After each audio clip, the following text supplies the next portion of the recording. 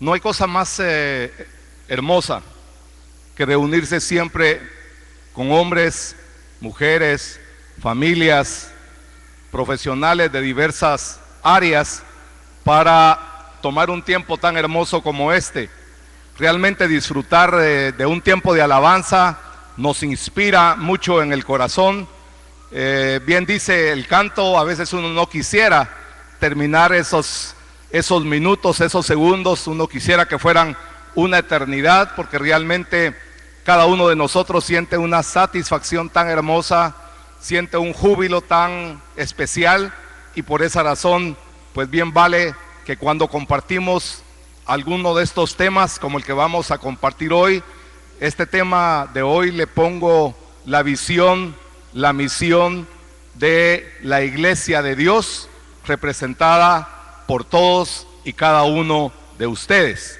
Ese es el mensaje principal que voy a dar esta mañana, y consecuentemente entonces siempre en esa meditación le oro a Dios para que lo que hable, lo que diga, lo que exprese venga realmente de Dios a mi corazón, y de mi corazón yo pueda transmitirlo a ustedes de tal manera que esa palabra que es semilla caiga en corazones fértiles que permitan finalmente que con el tiempo, si mañana, si pasado, si en un mes, si en un año, si en 2 años, finalmente dé su fruto, de eso yo estaré profundamente agradecido con Dios, porque lo que yo recibí de gracia también lo debo de dar. Así que solo déjenme que me sintonice con esto.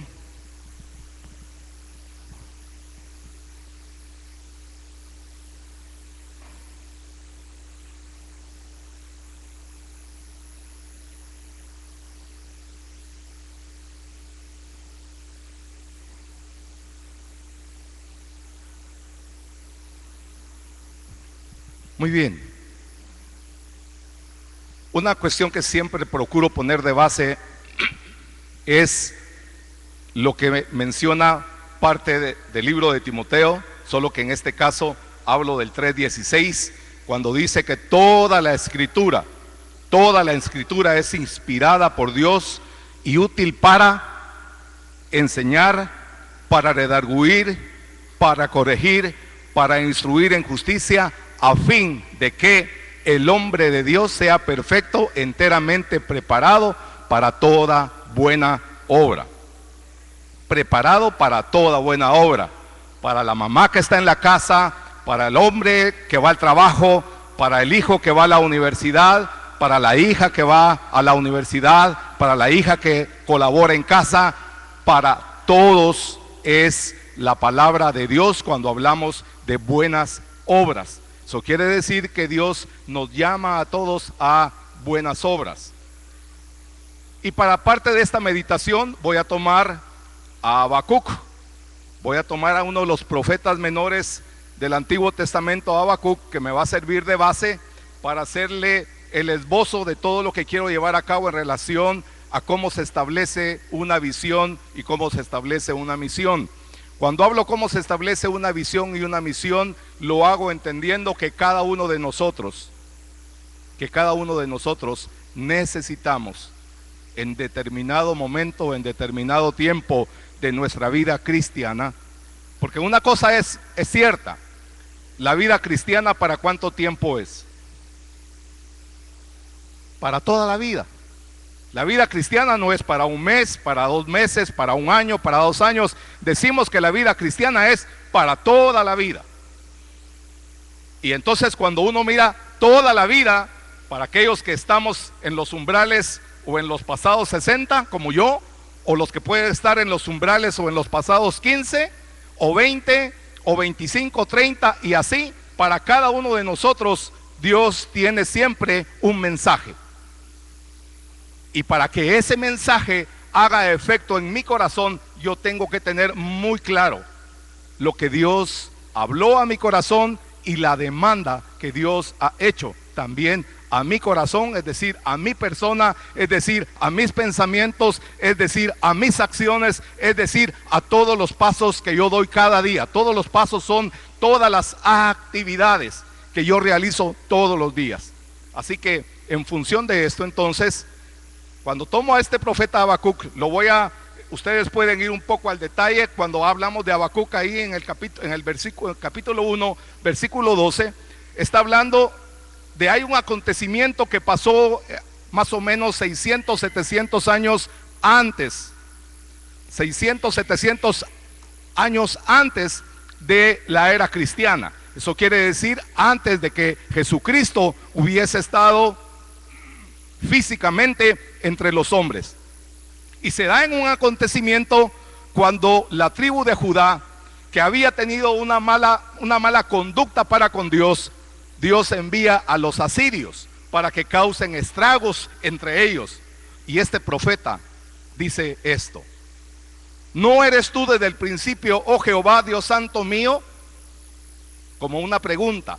No moriremos, oh Jehová, para juicio lo pusiste, y tú, roca, lo fundaste para castigar. Muy limpio eres de ojos para ver el mal, ni puedes ver el agravio.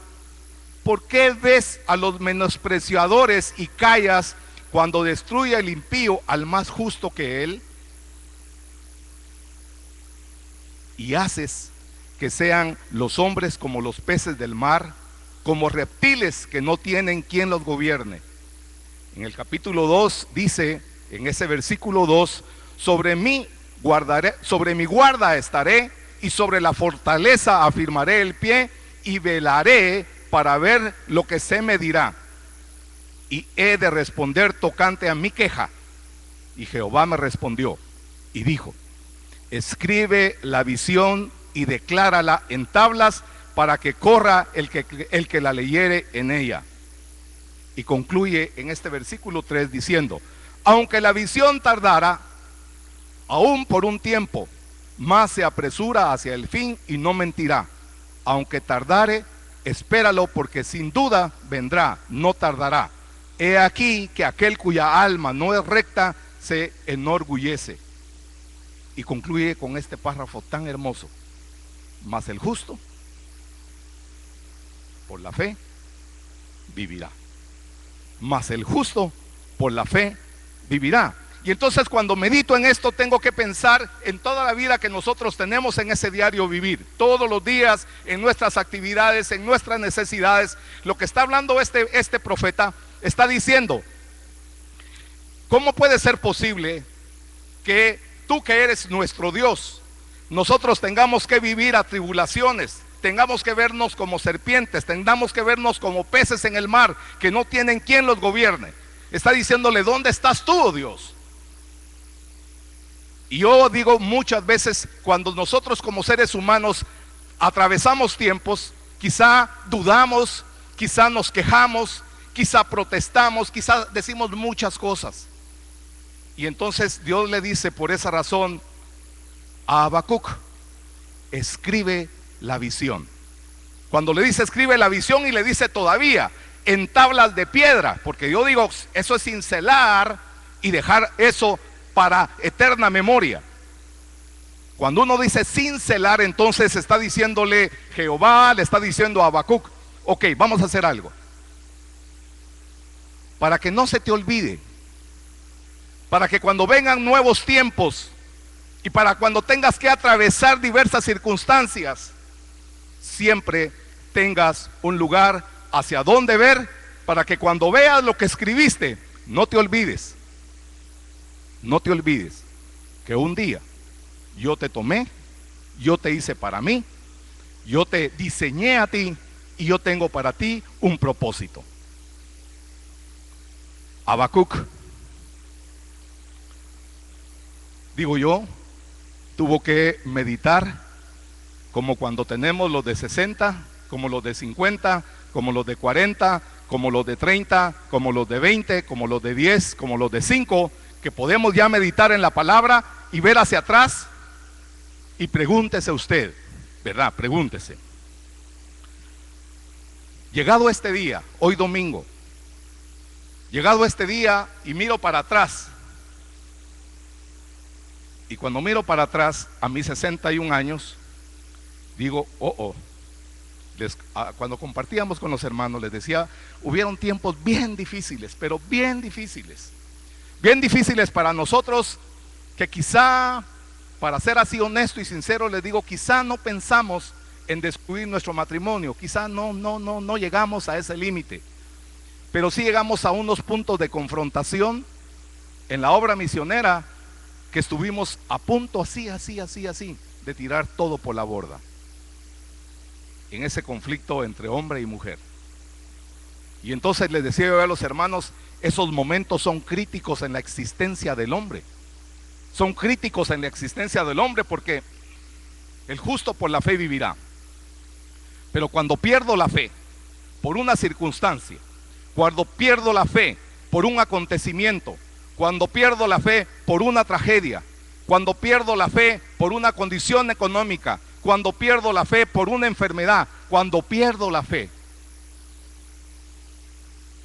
el corazón llora, el hombre pierde su razón de vivir, pierde su razón de estar en este planeta, pierde su razón de la familia que tiene, pierde su razón de la iglesia a la que asiste, pierde su razón del trabajo que hace, pierde su razón de todo.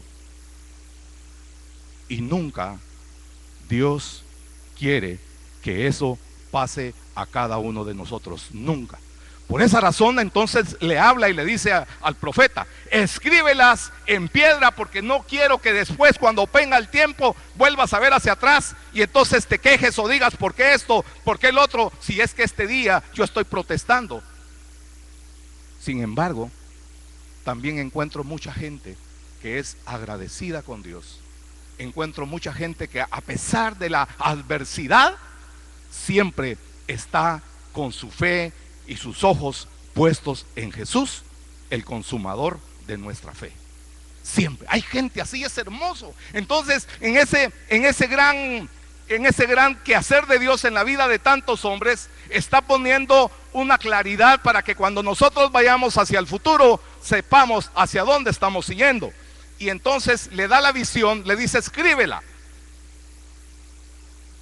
Y entonces cuando le dice, yo me pregunté, ¿y por qué no le habló de la misión entonces? ¿Por qué no le dijo, y tu misión va a ser esta?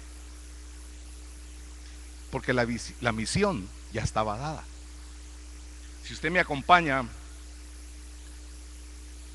ahí en el libro de Génesis, en el libro de Génesis, en el 1, del 27 al 30, Génesis capítulo 1, Génesis capítulo 1, del 27 al 30, ¿de qué habla Dios ahí? Dice que la visión es una concepción general, como cuando yo digo esto que escribí por acá, hablando de la iglesia, y después se las voy a detallar más. Dice, cuando hablo de una visión, hablo de esto: somos la iglesia de Dios, somos la iglesia de Dios con Jesucristo como piedra angular, donde nos reunimos hombres y mujeres, tanto de manera individual como familias y profesionales de diversas áreas del conocimiento, reconociendo todos que hemos sido rescatados y redimidos por la sangre de Jesús, con la finalidad de ser reconciliados con el Padre y transformados por su Santo Espíritu día a día. Déjeme que le repita: somos la iglesia de Dios, con Jesucristo como piedra angular, donde nos reunimos hombres y mujeres, tanto de manera individual como familias y profesionales de diversas áreas del conocimiento, reconociendo todos que hemos sido rescatados y redimidos por la sangre de Jesús, con la finalidad de ser reconciliados con el Padre y transformados por su Santo Espíritu día a día. Día a día. En lo que entro, ustedes pueden ir ahí, Primera de Corintios 1, del 1 al 2, Les voy a dar la otra escritura ahí para que la tengan. Ahí también en Primera de Corintios, en Segunda de Corintios 1:1 habla de la iglesia de Dios. El mensaje a la iglesia de Dios. Lo pongo solo para un énfasis sobre la iglesia de Dios. Pero déjeme entonces regresar a la misión y luego vamos a abordar un poquito más este tema. Al regresar a la misión, Génesis 1:27 al 30 dice: y creó Dios al hombre a su imagen, a imagen de Dios lo creó, varón y hembra lo creó, porque él ya sabía que después iban a venir a decir que hombre y mujer, que sí pueden estar juntos, que sí pueden ser familia, pero lo dejó claro acá entonces diciendo: y creó Dios al hombre a su imagen, a imagen de Dios lo crió, varón y hembra los creó. Y los bendijo Dios y les dijo, ahí está la gran comisión. Aquí está la gran comisión. Y les dijo: fructificad y multiplicaos, llenad la tierra y sojuzgadla y señoread en los peces del mar, en las aves de los cielos y en todas las bestias que se mueven sobre la tierra. Y dijo Dios: he aquí os he dado toda semilla, toda planta que da semilla, que está sobre toda la tierra, y todo árbol en que hay fruto y que da semilla os serán para comer. Y toda bestia de la tierra y todas las aves de los cielos y a todo lo que se arrastra sobre la tierra y en que hay vida, toda planta verde les será para comer. Y fue así. Cuando meditamos en la gran comisión, cuando meditamos en ese mandato que Dios le dio a todos los hombres que están sobre la faz de la tierra, aquí no queda nadie excluido.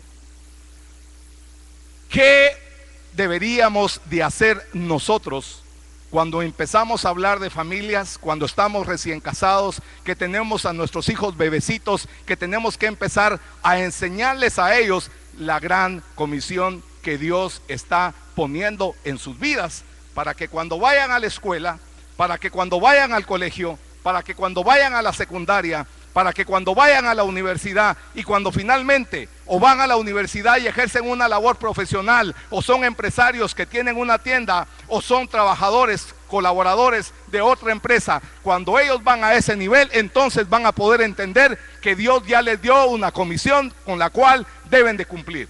Sojuzgar la tierra, fructificar, multiplicar. Imagínense qué hermoso fuese entonces ya que cada uno de nuestros hijos tuviese eso como una lección aprendida. Mi hijo, ¿por qué vas a la universidad? Y el joven responda: porque Dios me manda. ¿A qué, mi hijo? A que sojuzgue la tierra. ¿A qué, mi hijo? A que toda planta la utilice para comer. ¿A qué más, mi hijo? A que toda bestia que está sobre la tierra yo pueda ejercer gobierno sobre ella. Que fue la pregunta de Habacuc. Y le estaba diciendo Dios: en la comisión ya está dado lo que es tu misión. Que te estés perdiendo en pensar que te compares con los peces y con las serpientes, esa es una gran equivocación. Pero aquí nos está diciendo que esa gran comisión. Entonces ese joven que va a la universidad contesta así. El chico que salió de sexto año le pregunta a su mamá: mi hijo, ¿y ahora cómo vamos? ¿Qué vas a hacer? Es que voy a ir a la secundaria. ¿Por qué? ¿Por qué razón, mi hijo? Porque Dios manda. Y si nuestros hijos llegasen a tener esta lección de por vida, porque Dios manda, Génesis 1, ay, mi hijo lindo, qué hermoso fuera que todas las generaciones nuestras fuesen aprendiendo realmente cuál es la comisión a la que Dios les ha encomendado. Y por esa razón, cuando hablamos de la iglesia y su visión, digo, somos la iglesia. ¿Quién es la piedra angular? Jesucristo. Y la piedra angular, para un arquitecto, para un ingeniero que yo le diga: mire, deme una explicación, ¿cuál es la labor de la piedra angular? Es la piedra que está ubicada en una posición tan exacta que si quito esa piedra, todo lo que pueda estar ahí pierde su base y pierde su sostén y se viene hacia abajo. Esa es la piedra angular, ese es Jesucristo para nosotros. ¿Dónde nos reunimos hombres y mujeres? Hombres y mujeres, para que no quede nadie excluido. Hombres y mujeres de este tamaño, de este tamaño, de este tamaño, de este tamaño o de este tamaño, ¿verdad? Quedan todos incluidos. Como familias, aquí yo veo muchas familias y digo, gracias Dios por tantas familias que tú traes a tu iglesia. Tantas familias. Es hermoso tener tantas familias, porque el efecto que hay entre esposa y esposo y los hijos, los abuelos, los tataranietos, cuando ese efecto se da en la iglesia, es maravilloso, en lo que yo puedo confiar que Dios puede hacer a través de las familias. Y cuando hablo de profesionales, como ya dije de Dios, dije, ok, profesionales que fueron a la universidad, o aquellos que ejercen una labor independiente, o aquellos que tienen una oficina, o aquellos que van a un trabajo permanente a tal o cual lugar, fantástico. Estamos incluidos todos. Reconociendo, por eso cuando cantamos, por eso yo sé, ese ¿qué decir? Porque va más allá del ánimo, ese fuego, ese amor que se siente cuando cantamos esas alabanzas tan hermosas. Nos inspiran el corazón, nos hinchan aquello de nosotros saltamos, brincamos, todo eso que pasa dentro del interior en tan solo unos minutos o en tan solo unos segundos es hermoso. Mas el justo, por la fe, vivirá.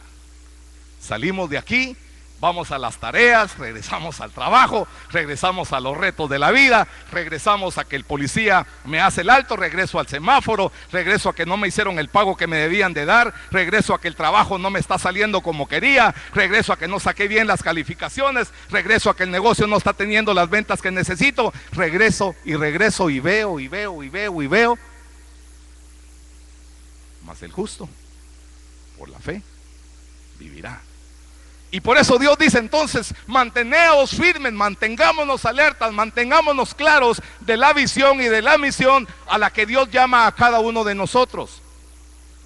Entonces yo me separo y digo, bueno, la iglesia que somos nosotros como familias, como personas, como profesionales, también tenemos que tener una visión y también tenemos que tener una misión. Y déjeme que se lo explique. Yo como ustedes, si no todos al final, los que no hayan hecho su confesión en Cristo, siempre hacemos una buena invitación para alguien que no ha recibido a Cristo. Yo le digo, bueno, tomémonos unos minutos porque es un paso trascendental en la vida del hombre. Entregarle su vida a Cristo es lo más hermoso que el ser humano puede experimentar en ese primer fuego, en ese primer sentir de que algo pasa en el interior del corazón que me anima, que me hace sentir vibrante por dentro y luego me hace ver el gran recorrido que está para los años que quedan por delante. En esa misma situación, a mí me tocó ir a hacer a Israel mi maestría en el área de desarrollo empresarial. Ya fui como un hombre de fe, ya fui como un creyente cuando yo fui a Israel. Cuando voy a ese lugar, pues en ese momento nadie me había dado todas las expectativas, nadie me había dicho lo que podía encontrar y lo vi como parte de un desarrollo personal y profesional para ir a Israel. Obviamente llego a Israel, estoy en Israel y obviamente también uno empieza a percibir que hay muchas cosas que uno no tiene el alcance de verla cuando estoy como que yo estuviera sentado en mis años muy pasados y alguien hubiera hablado, yo me hubiera dicho, bueno, a mi hija le preguntó, alguien le dijo, nos llevamos a nuestros hijos después. En la primera ocasión fui solo, después fuimos como familia, pero les digo, cuando a mi hija le preguntaron, ¿y qué vas a ir a hacer a Israel? Si ahí solo es desierto. Ahí, según he oído, dicen que solo carpas hay, porque veían aquel tiempo del desierto y los camellos y las carpas. Pero en fin, estoy en Israel, ya sé que tengo el Espíritu Santo dentro de mí, ya fui con esa clara convicción. Año 90-91, yo conocí a Jesucristo en el año 85, el 19 de mayo a las 6:30 de la tarde. del año de 1985, en el cumpleaños de mi hijo César Raúl, que es el 19 de mayo. Ese día, en la sala de mi casa, a las 6:30 de la tarde, conocí de Jesús. Haber conocido de Jesús fue lo primero que rompió mi esquema de vida, y dije, esto nunca. De ahí en adelante, si mi esposa está y yo le dijera, cuéntales qué pasó en mi vida. Pasé meses llorando, y mi esposa me preguntó, ¿y por qué lloras tanto? ¿Y qué tenés? ¿Y qué te pasa? Y le digo yo, todos mis libros, todos mis estudios, cuántas veces protesté, cuántas veces insulté, cuántas veces menosprecié. Esto, vos evangélico, hipócrita. Tenía mi cuñado que me persiguió hasta la saciedad a ustedes. Me oyó casi que le sacaba a su mamá y le recordaba su pasado y todo, y siempre estaba. Sí, vos, pero es que mira, el hecho que vos hayas ido a la universidad y esto y el otro. Hasta que ese día, en mi casa, 6:30 de la tarde, 19 de mayo de 1985, Cristo entra a mi corazón. Rompe todos mis esquemas, rompe todos mis paradigmas, rompe todas aquellas ideas que yo tenía del evangelio. Fui uno de los que insultaba a este señor Efraín Ríos, que yo lo veía. Yo trabajaba para un banco, y aquí del banco la calle, y enfrente estaban esos de Verbo, y ahí estaba la vitrina donde sabía que estaban todos estos canallas sinvergüenzas. Entonces decía yo, ahí está ese asesino, que toda esa gente que entra ahí, qué desgracia. Al tiempo yo estaba entrando por esa puerta, ustedes.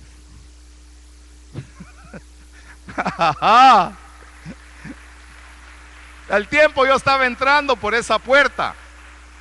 Al tiempo yo estaba entrando, y cuando me siento entre todos, digo, pues si yo lo conozco, aquel que está allá. Ese se llama Ramón Valdizón. Este es un amigo que yo tuve cuando yo jugué fútbol. Ay, aquel también lo conozco. También aquella que está allá, mira, es fulana. Me pude empezar a dar cuenta de la ceguera que tienen las personas, la ceguera que tenemos los hombres, cuando no conocemos del evangelio, cuando no sabemos lo que es la libertad en la vida espiritual. Y cuando llego entonces a todos ellos, digo yo, eso es una gran familia. A partir de ese momento, mi mundo cambia entonces, y es cuando entonces a los 5 años, paro en Israel, sabiendo ya de mi amor por Cristo. Llego a ese lugar sin entender qué es Israel, y cuando empiezo a convivir con la gente, me empiezo a dar cuenta que son gente como usted y como yo. Gente que tiene sufrimiento, gente que tiene éxitos, gente que tiene fracasos, gente que lucha por la vida. Empiezo a darme cuenta de eso. Pero lo que yo no sabía era que ahí era donde Dios verdaderamente iba a hablar a mi corazón, y por eso es el tema de la visión. Acostumbraba a salir a caminar. En uno de esos, yo estuve alrededor de 3 meses en ese tiempo estudiando día y noche, porque empieza uno ya a las 6 de la mañana y termina uno a las 11 de la noche. Pero me quedaba el fin de semana, en el Shabbat, que es los días sábados, me quedaba tiempo para poder ir a caminar.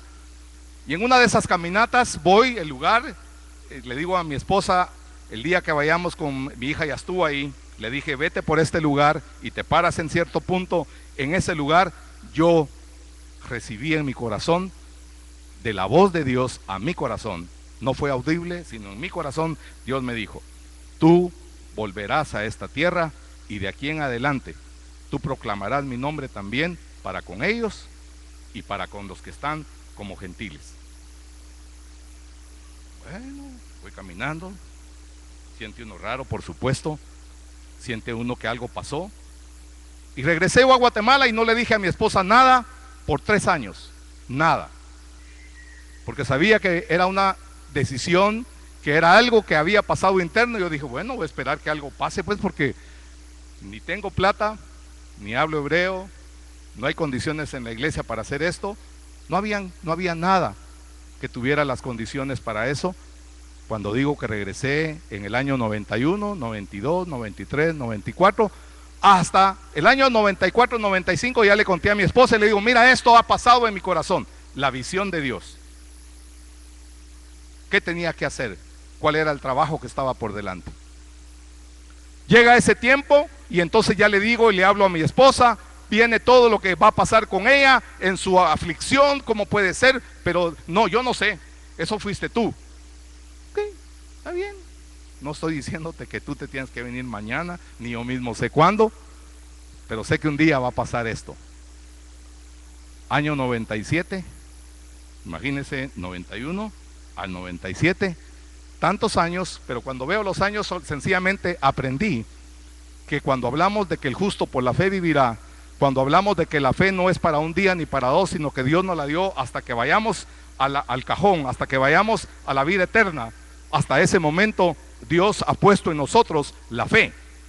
Él no dice te quitaré la fe, Él dice la fe, el justo por la fe vivirá todos los días de su vida, porque eso lo confirma cuando vamos a ver después en Mateo 28, confirma todos los días hasta el fin del mundo. ¿A quién? Al Espíritu Santo.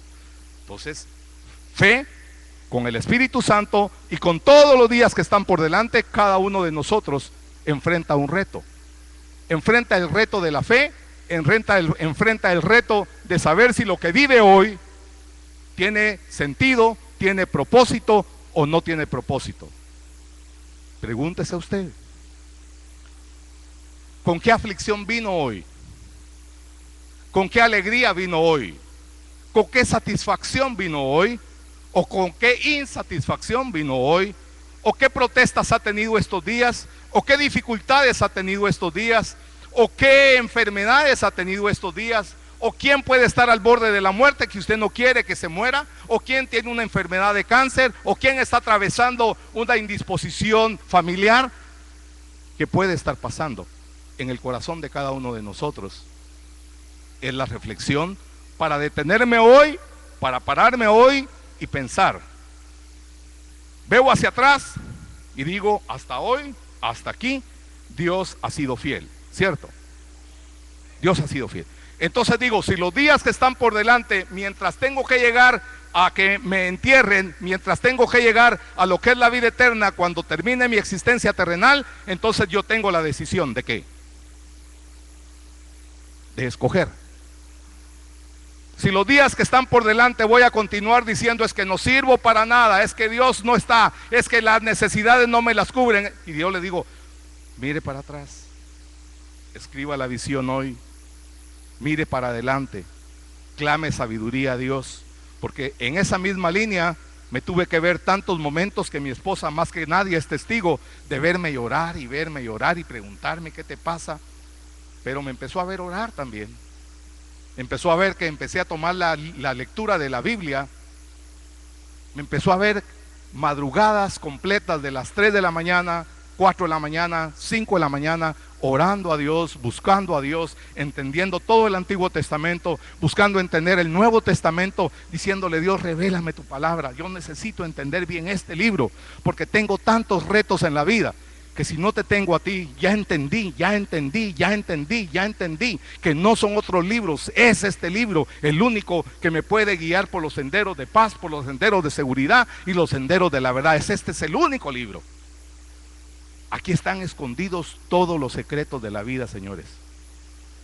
Créanme o no, aquí, en este libro están escondidos todos los éxitos de la vida. Si alguien quiere ser millonario, si alguien quiere ser próspero, si alguien quiere ser un buen siervo, si alguien quiere permanecer en la fe, si alguien quiere encontrar al hombre o a la mujer, a la familia, a todo aquello que le pueda causar gozo y alegría, aquí lo va a encontrar. El reto es que yo le clame a Dios para que me dé sabiduría y que me permita tomar tantos tiempos como sean posibles para que yo me entere de lo que aquí dice. Y entonces cuando vamos en ese sentido, uno dice, esa es la visión, y luego Dios nos da la misión de tomar toda la tierra, sojuzgarla, y entonces me vengo a esta parte, ahí en Mateo 28. En Mateo 28 entonces está la siguiente parte que complementa a la visión, complementa a la gran comisión. Ahí en Mateo 28, ¿qué dice? Mateo 28, 18 al 20 dice: y Jesús se acercó y les habló diciendo: toda potestad me es dada en el cielo y en la tierra. Mateo 28, versículos 18 al 20. Y Jesús se acercó y les habló diciendo: toda potestad me es dada en el cielo y en la tierra. Por tanto, id y haced discípulos a todas las naciones, bautizándolos en el nombre del Padre y del Hijo y del Espíritu Santo, enseñándoles que guarden todas las cosas que os he mandado. Y he aquí, esta es una confirmación que he llorado, que la he meditado, que le he dado gracias a Dios, que me ha confrontado en mis momentos de debilidad, que dice: y yo estoy con vosotros todos los días hasta el fin del mundo. De manera que en toda adversidad, de manera que en toda causa de alegría, que disfrute de buenos momentos, de compartir ratos agradables con la familia, como ratos de lágrimas, como cuando realmente llega una enfermedad, como cuando nos sentimos tan sanos, como cuando hacemos ejercicio, como cuando nos damos un buen baño y sentimos el cuerpo sabroso. Es decir, todo eso lo que me permite es tomar la dimensión de la presencia de Dios, que me dice: yo obro en tu vida milagro tras milagro, milagro tras milagro. Ahora, el milagro no va a depender tanto del poder que yo tenga. ¿De qué depende? De la fe que yo tenga. Si yo tengo la fe, los milagros se van a dar minuto a minuto si usted quiere. Yo le digo a mi esposa y a mis hijos, nosotros vemos la mano de Dios al decir 7 días a la semana. Veo yo cada día. Si quiero pararme y si quiero ser atento, quiero decirle a Dios gracias por la lluvia, quiero decirle a Dios gracias por el tiempo que estamos pasando, quiero decirle a Dios gracias por los retos que tiene nuestra hija. Cuando vemos que se superó, cuando vemos que logró un éxito, le digo gracias, Señor, porque ese es un milagro. Y hemos visto gente sanar de enfermedad y hemos dicho gracias a Dios por ese milagro. Dios hace milagros todos los días, en todas las familias, en todos los tiempos, en todas las circunstancias. ¿Por qué? Su sangre tiene poder. ¿Y con qué nos compró? Con su sangre nos compró. Y si nos compró con su sangre, entonces el valor que nosotros tenemos va más allá de la dimensión de cualquier persona en lo natural que se pueda ver. Porque la dimensión espiritual sobrepasa a la dimensión natural del hombre.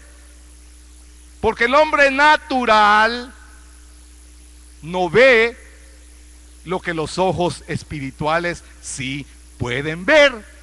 Y cuando digo puede ver, porque a mí me pasó, yo leí este libro cantidad de veces sin el Espíritu Santo y me reía de él. Decía, qué tonteras estas. Cuando tuve la revelación de Dios, las lágrimas fueron pocas por eso. Los meses de sacar lágrimas fueron pocos, porque entendí lo torpe, lo tonto, lo estúpido que yo había sido en relación a este libro. Por eso le digo a mi esposa, lo lee uno y lo vuelve a leer, y lo vuelve a leer, y lo vuelve a leer, y no me canso. Siempre le digo, hay algo nuevo que encuentro en él. Hay algo nuevo que le digo, mira, esto no era así.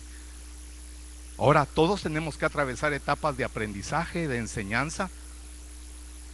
De las primeras etapas de mi esposa, y estando ella lo digo, decir, mira, es que este libro se confunde todo. Empieza a leer uno y se para uno confundido. ¿Cómo Dios pudo ser tan cruel? ¿Cómo Dios pudo ser tan malo? ¿Cómo esto? ¿Cómo el otro? Pero cuando estamos en proceso de aprender de Dios, lo primero que tengo que hacer es, Dios en todo tiene un propósito. Quien no logra verlo muchas veces soy yo, pero Dios siempre tiene un buen propósito en todas las cosas. Y entonces cuando vemos ese tema de Mateo, entonces digo, la comisión que está establecida desde el principio del libro de Génesis, y cuando veo en el Nuevo Testamento la gran comisión establecida por Dios en Jesucristo y su Espíritu Santo para toda nuestra existencia terrenal, digo yo, ¿qué más podemos pedirle a Dios para que nosotros estemos completos? ¿Qué más? Está lo que sé que debo de hacer todos los días en el trabajo, en las tareas donde estoy. Y luego me dice también, entonces tú tienes una Tú eres parte de la iglesia y al ser parte de la iglesia también tienes una gran comisión que está establecida en Mateo 28, donde queda claro cuál es la labor, la tarea que tenemos que hacer. Pero me vuelvo a preguntar esto. Cuando habla de ir y hacer discípulos, ¿usted dónde piensa que cada uno de nosotros debería de empezar? En mi casa. En mi casa. En mi casa. ¿Y quién piensa usted, papá, que es la primer comisión que Dios le dio para su desarrollo personal?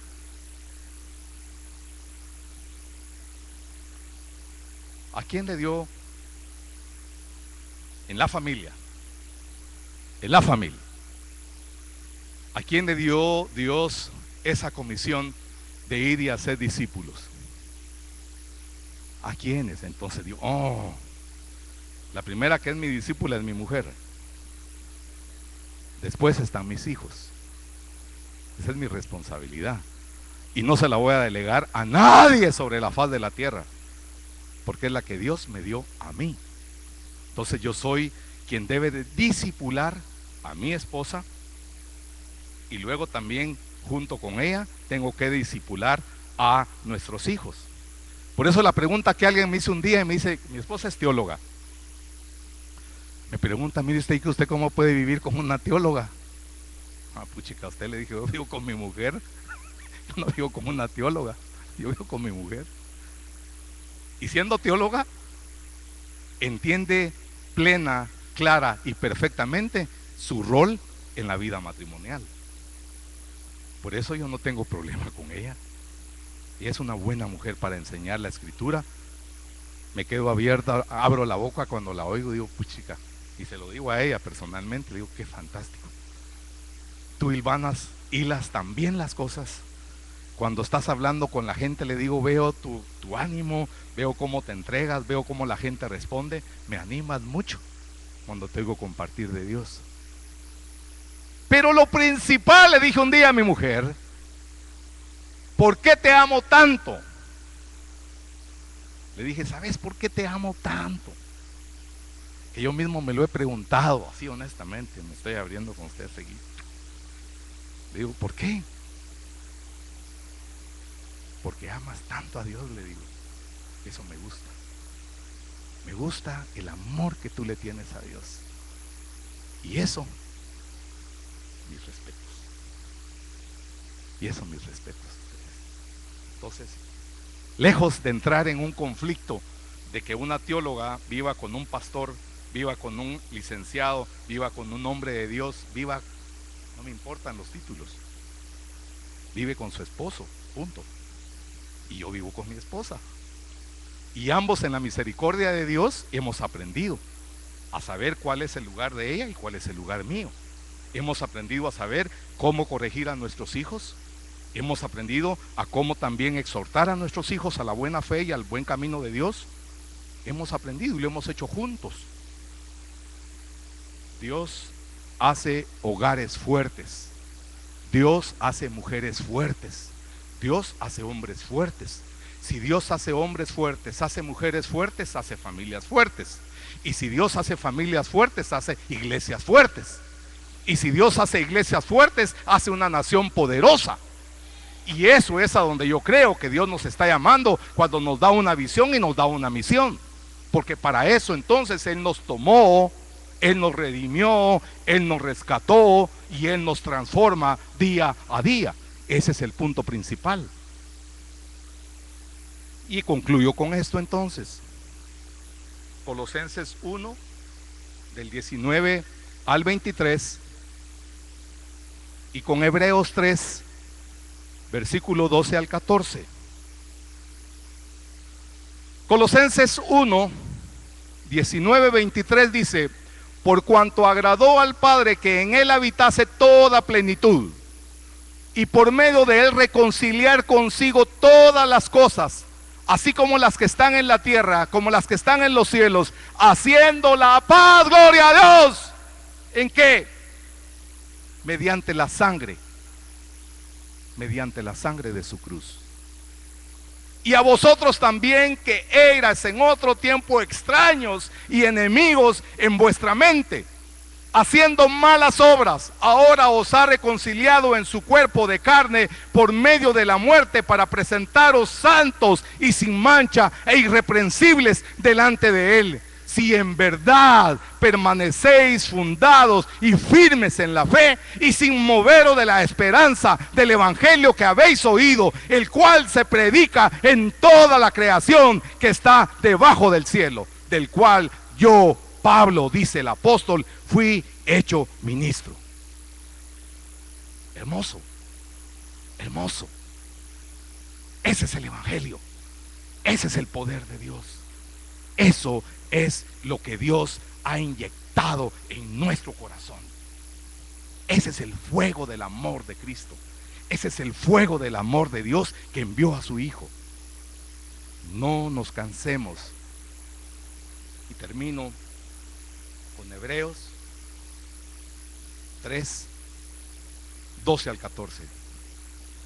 Mirad, hermanos, que no haya en ninguno de vosotros corazón malo de incredulidad para apartarse del Dios vivo.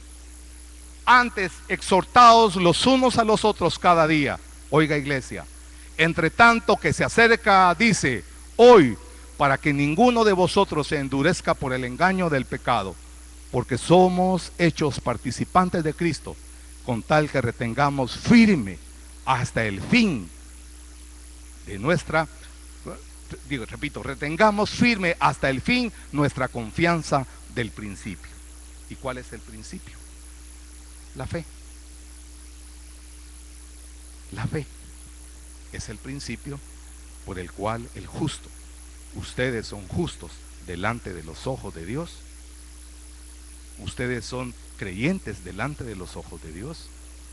Manténganse firmes como desde el principio, cuando un día proclamaron a su corazón: Dios, ven a habitar en mí, porque soy pecador y necesito ser reconciliado con Dios, y que el pecado que mora en mí lo tomes tú en la cruz, porque ese lugar, el que tú escogiste, es el lugar por el cual Dios te envió, para que por el pecado que mora en mí, tú fueses a la cruz y me hicieses limpio y me hicieses santo.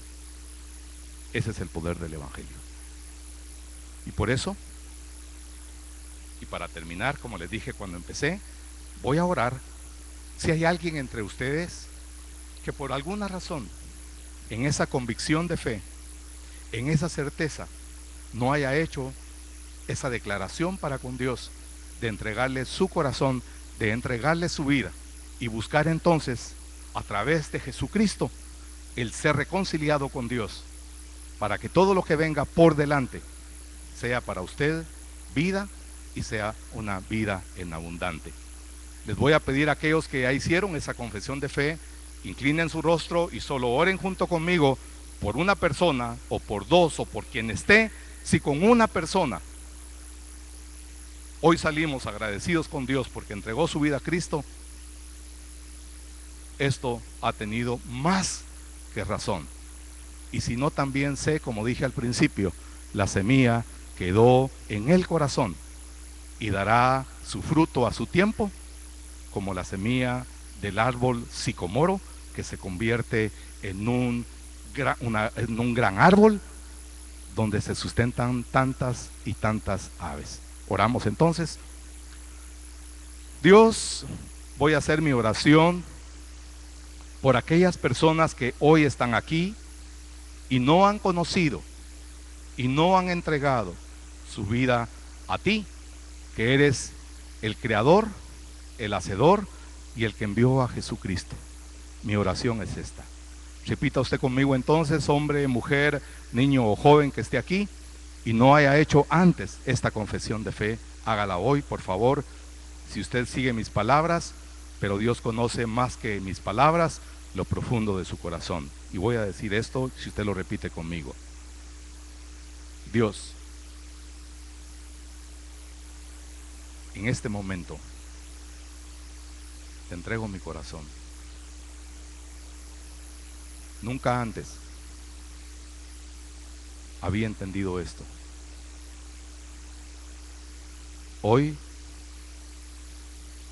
le declaro a mi corazón y a mi mente que te recibo como mi Señor, como mi Salvador, para que me reconcilies con Dios. Sé que por causa de mi pecado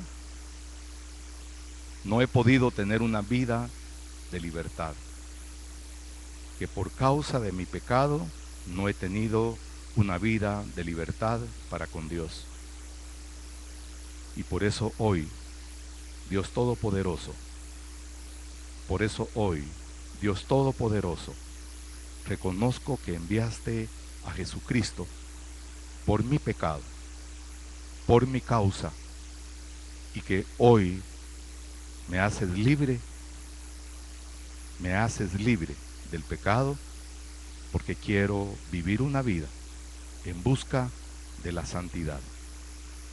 A ti te doy gracias, Dios Todopoderoso, en el nombre eterno de Jesucristo. Amén. Amén. Si usted hizo esa oración, me puedo quedar satisfecho. Levante o no levante su mano. Si levanta su mano, se lo agradezco, porque nos da adicionalmente la oportunidad de orar por usted antes de que se vaya. Y si no, pues de igual manera también agradeceré a Dios, le dé la libertad que tanto necesita para un buen caminar. Si me permite, pregunto, alguien que haya hecho la confesión de fe, levante